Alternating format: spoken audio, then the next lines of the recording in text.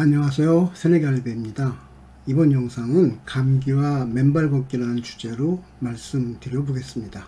좀 더 정확히 말하면 감기와 비타민C와 그리고 맨발 걷기의 관계입니다. 그리고 감기와 매우 깊은 관련을 갖고 있는 기침, 가래, 기관지염을 다스릴 수 있는 정말 좋은 차를 소개하려고 합니다. 이것들만 알고 있으면 올 남은 겨울은 감기 걱정 없이 잘 지낼 수 있을 거라 생각합니다. 저희 맨발 걷기 1년 6개월을 정리한 63번 영상에서 저는 감기에 대해 이야기한 적이 있었습니다. 저는 겨울에 보통 서너 박스의 쌍화탕을 먹었습니다. 그만큼 몸이 약해 감기 기운을 자주 느꼈다는 것이죠. 감기도 최소 서너 번 정도는 걸렸던 것 같습니다. 그런데 맨발 걷기를 처음 시작했던 지난해 겨울에는 단 한 병의 쌍화탕도 먹지 않고 감기 한 번 안 걸리고 지낼 수 있었습니다. 나중에 생각해 보니까 지난해에는 제가 비타민C를 본격적으로 먹기 시작한 첫 해였고 맨발 걷기를 하기 시작한 첫 해였고, 그래서 이 두 가지가 시너지 효과를 내서 그러지 않았을까라는 생각을 막연히 하고 있었습니다. 비타민C가 감기에 좋다는 주장은 오래전부터 있었습니다. 비타민C 메가도스 요법의 창시자인 라이너스 폴링 박사가 1970년에 쓴 비타민C와 감기라는 책이 그 원조입니다. 이 책에서 라이너스 폴링 박사는 비타민C가 감기 예방과 치료에 중요한 역할을 할 수 있다고 주장합니다. 비타민C를 고용량으로 먹으면 면역 체계를 강화하고 감기의 빈도와 심각성을 줄일 수 있다고 그는 설명하고 있습니다. 닉 레인이 쓴 산소, 세상을 만든 분자라는 책에는 우리 몸이 세균에 감염되었을 때 백혈구와 비타민C가 어떻게 작용하는지에 대한 설명이 있습니다. 감기는 바이러스가 일으킨 질병인데 백혈구가 면역 반응으로 바이러스를 물리칩니다. 백혈구는 비타민C의 보호를 받으면서 프리라디칼을 무기로 써서 바이러스를 죽입니다. 감기는 바이러스에 의해 걸리는 질병입니다. 감기 바이러스는 우리 몸에 약 200여 종이 상주하고 있다고 합니다. 독감과 달리 감기는 전염병이 아니고 우리 몸에 상주하던 바이러스가 힘을 얻으면 언제든지 증세가 나타날 수 있습니다. 감기 바이러스가 좋아하는 환경이 되거나 우리 몸에 문제가 생겨서 바이러스의 활동이 왕성해지면 증세가 나타나는 것입니다. 우리 몸에서 바이러스와 싸우는 최전방천사는 백혈구입니다. 그 중에서도 바이러스를 잡아먹는 능력, 즉 식균 능력이 있는 중성구와 대식세포가 큰 역할을 합니다. 우리 몸이 세균이나 바이러스에 감염되면 식균 능력이 있는 백혈구가 방어에 나섭니다. 이 방어작용의 첫 번째 작업이 주위에 있는 비타민C를 빨아들이는 것입니다. 그러면 불과 몇 분이 안 되어서 백혈구 안에 비타민C 농도는 10배나 높아집니다. 감염 상태가 계속되면 방어에 나선 백혈구 내의 비타민C 농도는 그렇지 않은 다른 백혈구에 비해 30배나 많아지고 혈액 속의 비타민C 농도보다는 약 100배나 많아집니다. 그런데 왜 백혈구는 세균 주위에 있는 비타민C를 빨아들일까요? 비타민C 농도가 이렇게 높아지는 까닭은 백혈구가 강력한 프리라디칼인 수산화 라디칼을 무기로 쓰는 것과 관련이 있습니다. 백혈구에게 비타민C는 독가스에 대비하는 방독면 같은 것입니다. 백혈구는 세균이나 바이러스에게 수산화 라디칼이라는 프리라디칼을 마구잡이로 뿌려댑니다. 세균이 있던 곳에는 비타민C가 없기 때문에 세균들은 프리라디칼의 공격에 속수무책으로 당합니다. 곧바로 세포가 파괴되어 죽어버립니다. 반면에 백혈구는 비타민C의 항산화 도움으로 프리라디칼로부터 비교적 안전합니다.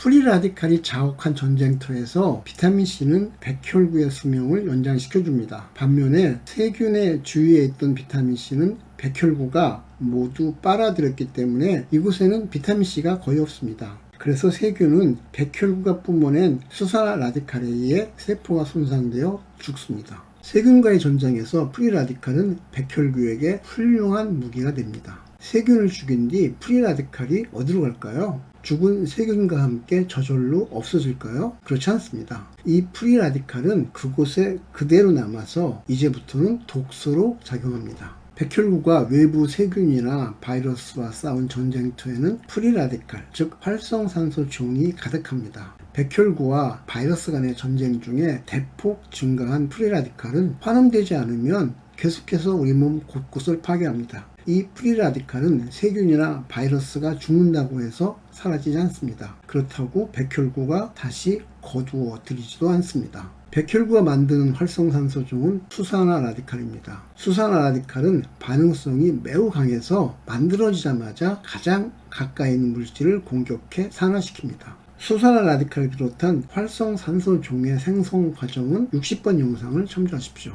60번 영상에서 설명한 바가 있듯이 수산화 라디칼은 가장 강력한 활성산소 종으로 인체 내부의 효소 시스템으로는 제거할 수가 없습니다. 프리라디칼이 세균이나 바이러스를 공격해 죽으면 이제 죽은 세균이나 바이러스가 라디칼이 됩니다. 이러한 작용을 라디칼 연쇄 반응이라고 말합니다. 이 라디칼 연쇄 반응은 라디칼이 전자를 받아 환원될 때까지 계속됩니다. 따라서 프리라디칼, 즉 활성산소 종은 반드시 항산화제로 환원시켜줘야 합니다. 우리 몸의 효소 시스템으로 수산화 라디칼 이후에 프리라디칼들을 제거할 수 없기 때문에 이것을 없앨 수 있는 유일한 방식은 몸속의 항산화 물질의 농도를 최대한 높이는 것 뿐입니다. 그래서 항산화제나 물질이 많이 든 영양제나 먹거리를 많이 먹어야 합니다. 그래서 비타민C를 높은 용량으로 먹는 메가도스 요법이 나타나게 된 것입니다. 메가도스까지는 아니더라도 감기에 걸리거나 또 다른 세균이나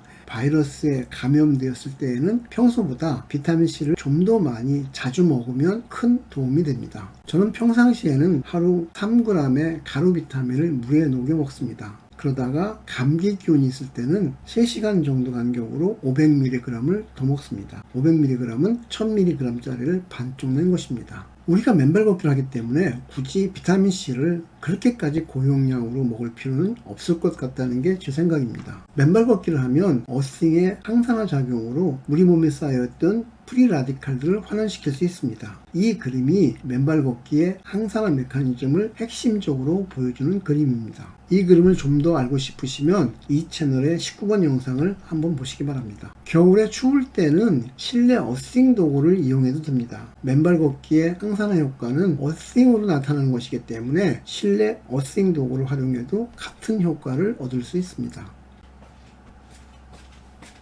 맨발 걷기를 시작한 후 감기도 거의 걸리지 않고 위나 장에도 큰 불편이 없이 1년 6개월을 정말 잘 지냈습니다. 그런데 이번 겨울이 시작될 무렵에 기관지와 위장이 동시에 탈이 났습니다. 위에 아주 기분 나쁜 묵직한 통증과 함께 허파와 가까운 곳에 기관지가 가렵고 기관지 깊숙한 곳에 가래가 끼어서 무척 괴로웠습니다. 위장은 저에게 오래된 질병이기 때문에 이번에도 시간을 갖고 치료해 나가야 할 것 같습니다. 문제는 기관지였습니다. 병원 처방약을 먹으니까 감쪽같이 증세가 좋아진 것 같았는데 약을 다 먹고 하루가 지나자 그대로 재발해버렸습니다. 자다가 기관지 깊은 곳에 가래가 끼어서 고통스럽게 잠을 깬 다음에 괴로워서 다시는 잠에 들지 못했습니다. 다시 처방을 받으러 가야 하나 고민하다가 양약을 오래 먹는 게 찝찝했습니다. 그래서 약초로 차를 만들어 먹으면 어떨까 하는 생각을 불현듯 했습니다. 나름대로 자료를 정리해서 맹문동, 도라지, 모과, 감초, 오미자, 생강 이렇게 6가지 약재를 골라 저도 차를 만들어 먹어봤습니다. 그런데 효과가 생각보다 꽤 좋았습니다. 그래서 지금부터 이 차를 소개해 보려고 합니다. 여러 채널 중에서 비슷한 약초들을 추천하는 채널들을 먼저 골랐습니다. 그 다음에 이분들이 추천하는 약초들 중에서 많이 언급되고 그리고 유명하고 다른 부작용이 없어 보이는 약초들을 우선적으로 골랐습니다. 이렇게 고른 것이 6가지 약재였습니다. 이 중 도라지, 맹문동, 오미자, 모과를 1차로 골랐고 생강과 감초를 2차로 골랐습니다. 참고한 영상은 더보기에 링크를 남겨놓겠습니다. 1차 선택한 4가지는 도라지, 맹문동, 오미자, 모과인데요. 부작용이 거의 없는 약초들입니다. 두 번째 선택으로 고른 감초와 생강은 특별히 부작용이 있는 건 아닌데 나름대로 조금 그 부작용에 대해서는 공부를 하는 게 좋을 것 같다는 생각에서 2차로 골랐습니다. 저는 여기서 도라지, 맹문동, 오미자, 모과 그리고 감초 이렇게 5가지로 차를 만들었습니다. 이것이 레시피입니다. 맹문동, 도라지, 모과는 각 20g씩 감초와 오미자는 10g을 준비합니다. 지금까지 경험으로 집에서 약초를 끓이기 위해서는 이 세 가지가 꼭 필요합니다. 즉 인덕션과 인덕션용 유리냄비. 쇼핑몰에서는 티마스터라고 하더군요. 요리용 면 보자기입니다. 티마스터는 물의 용량을 맞추는 데 편리합니다. 약초를 끓이다 보면 뜨거운 불에서는 자주 넘칩니다. 이때 뚜껑 대신에 면포를 두껍게 접어서 뚜껑 대용으로 쓰면 넘치는 것을 어느 정도 막을 수 있습니다. 먼저 맹문동, 도라지, 모가를 각 20g씩, 감초는 10g을 티마스터에 넣습니다. 물은 2리터 정도 넣고 인덕션 온도는 1800도에서 2000도에 맞추고 20분 정도 팔팔 끓입니다. 20분 동안 팔팔 끓인 다음에 온도를 200도씨로 낮추어서 이때 오미자는 넣습니다. 그리고 2시간 정도 우립니다. 다 된 거죠. 이렇게 되면 이렇게 끓인 물은 냉장 보관하면서 수시로 조금씩 먹습니다. 신기하게도 약초물을 마시면 오래지 않아서 목과 기관지가 편안해집니다. 잠들기 전에 반컵 정도 마시면 편한 잠을 잘 수도 있습니다. 오늘은 겨울나기 중에 우리를 많이 괴롭게 하는 감기와 기침 가래를 비타민C와 몇 가지 약초로 만든 차, 그리고 어스팅으로 이겨낼 수 있는 방법과 그 메커니즘을 알아보았습니다. 저는 이 영상이 많은 분들이 겨울나기에 도움이 되면 좋겠다고 생각합니다. 이번 영상 여기서 마치겠습니다. 구독, 좋아요, 알림 설정, 그리고 공유 부탁합니다. 안녕히 계십시오. 다음 영상에서 뵙겠습니다. 감사합니다.